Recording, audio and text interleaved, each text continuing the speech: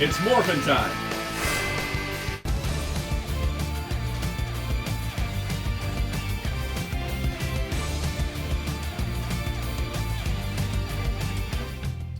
Hello, this is Soundout here, and welcome back to another Power Rangers Lightning Collection review. Today we'll be taking a look at the Target exclusive Dino Charge Black Ranger. Now this figure technically hasn't been announced yet. As of the recording of this video, which by the track record of my recent G.I. Joe videos, now that I've said it, it's gonna happen the day I upload the video.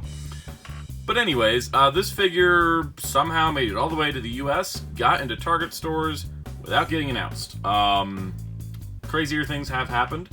This is not the first time this has happened with any toy line, so we're just gonna roll with it. Went to my Target, had the DCPI number, went and asked them. They pulled it from the back because they didn't have any room on the shelf for more Lightning. Bought it, no problem. Honestly, one of the easiest toy purchases I've made recently, so that was kind of nice. But without further ado, let's take a look. So first things first, the packaging. As you can see here, we've got the nice Dino Charge Black Ranger artwork. Really cool stuff.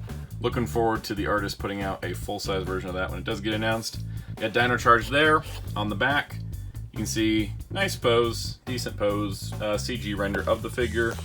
And on the side, more of that wonderful artwork. So really nice. You can tell it's an exclusive because the color of the box is black instead of being white. The exclusives are colored based on the character it is. So if the base color of the character is black, then it's black. If it's gold, etc., etc. So yeah, let's take a close look at this figure and get into the details of it. So first things first, let's take a look at the unmasked head. Honestly, one of the better unmasked heads in this line. Things have been kind of 50-50 lately. This has a good likeness. I think that maybe with some touch-up paint, if there's some really detailed painters out there, you know, might maybe add a little bit of stubble because that's kind of the look Chase had. But otherwise, it's a fairly accurate likeness, all things considered, and it looks good. It's not some of the other heads, even if they don't look like their actors, also just look disfigured. This is a nice head, regardless of perfect accuracy to the actor. But overall, I think it kind of fits in line with the Dino Charge ones as being overall pretty good. So we're going to swap that head off because we got a helmeted head, and that's kind of my preference when it comes to Lightning, is the Rangers with helmets. And this one is also really good. I'm actually pretty impressed that we got a silver line and a yellow line in addition to the visor. Overall, I mean, there's not too much paint on this figure since just like the boot cuffs and not even the belt. The belt's like two colors, and then the cuffs there. Other than that, though, like there's not a super amount of paint on this figure, so I guess they did put more into the helmet because of that. So it's pretty good. Overall, looks, you know, spot on accurate. The Dino Charge line has been pretty solid so far. You can see on the back, everything's painted nice and neat. The torso ball joint kind of breaks up that look a little bit, but it lines up if you want to. This is, I think, something people pointed out right away online, which was the belt buckle's inverted. What I mean by that, here's Dino Charge Red, and you see it's supposed to be a black background with a silver design. I wonder if it was just they meant to paint the part below it and it ended up painting the part on it, like the machine was misprogrammed, because this is paint here for the black, so I'm wondering if it was a accuracy error. Also, the back of the hands aren't painted. Dino Charge Reds were painted silver, whereas Dino Charge Golds were not painted, so I guess Red's just the odd man out with that. But overall, looks really good. Actually, like, looking at him on, like, a shelf like this, fantastic. Not a great pose. But speaking of posability, articulation, we've got a neck, pivots up and down. We've got shoulders that move out. They move forward and back. We've got bicep swivel. We got a 360 shoulder all the way around. Double jointed elbow, nice and neat.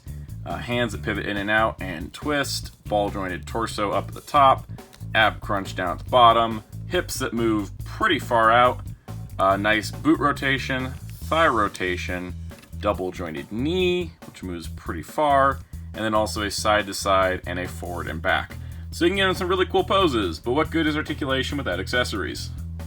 So Chase here does come with the same hands that Tyler did. meaning that it is the 2 gripping hands, and then this alternate set that includes a fist and a palm open hand. He includes a Dino Saber, which is painted slightly differently than Tyler's, but it still looks nice overall. But I'm not really going to be posing him with this, because his thing's more the Dino Morpher. So of course he comes with the Dino Morpher. This one always pairs really well with the palm hand. As you can see, the barrel is not painted on that side, but it's painted on that side, just like on Tyler. And I do think this pose works really well, but unlike Tyler, where he could always spin the barrel but never really do anything to do a final attack, Chase, on the other hand, includes a brand new effect piece of a spiraling energy blast in purple. It's really, really cool. I think it's probably one of the coolest looking effects. It's not super big, it's not super bulky, it won't really warp over time, it's just there, it's like boom, energy blast. And it is specifically designed for a blaster with 2 barrels, meaning that it may only be designed for the Dino Charge blaster, so I wouldn't be surprised when we start to see other Dino Charge Rangers if this effect part gets reused. But yeah, overall, pretty good accessory loadout. And here is Chase with his teammates, Tyler and Ivan. Now, we're 3 members deep into Dino Charge. There's a total of 10 Rangers in addition to, like, 12, I think, in total they could possibly make. So we are barely scratching the surface. However, I find it funny we got these 3 already. I'm wondering if Koda's probably our next Dino Charge Ranger. If you know, you know. If you don't, ask me in the comments. So yeah, looking like a great team so far. There's honestly 3 pretty solid figures, and Chase is a nice addition to the lineup. So overall, I think the Power Rangers Lightning Collection Dino Charge Black Ranger is quite excellent. It is a Target exclusive as far as we know. I mean, packaging is exclusive style packaging. It's only been found at Target. It's starting to make its way across the country. It made it to New Mexico this fast, so I'm hoping it'll be quite available to everyone out there. It is I think somewhere stated that it might be officially released on July 26th. So keep an eye out. Hopefully, after the first batch, they'll make plenty more. Hopefully this figure is just available. It would be really nice, especially since toy collecting lately seems to be kind of a battle zone. Also, international fans, I hope you'll be able to get this figure because he's quite good. So, overall, I'm glad I was able to find him this early and bring this review to you guys. And if you did enjoy this video, please leave a like, hit the comments, let me know what you think of Power Rangers Lightning Collection so far, and all that fun stuff. Hit the subscribe button, hit the notification bell to keep up with future content. I imagine the next Lightning Collection reviews will possibly be the Psycho Ranger pack and the Omega Ranger, if nothing else comes out in between. And also be sure to check out Hero Club at hero-club.com for news, interviews, reviews, and more. We have some interviews coming up that Power Rangers fans keep an eye out for.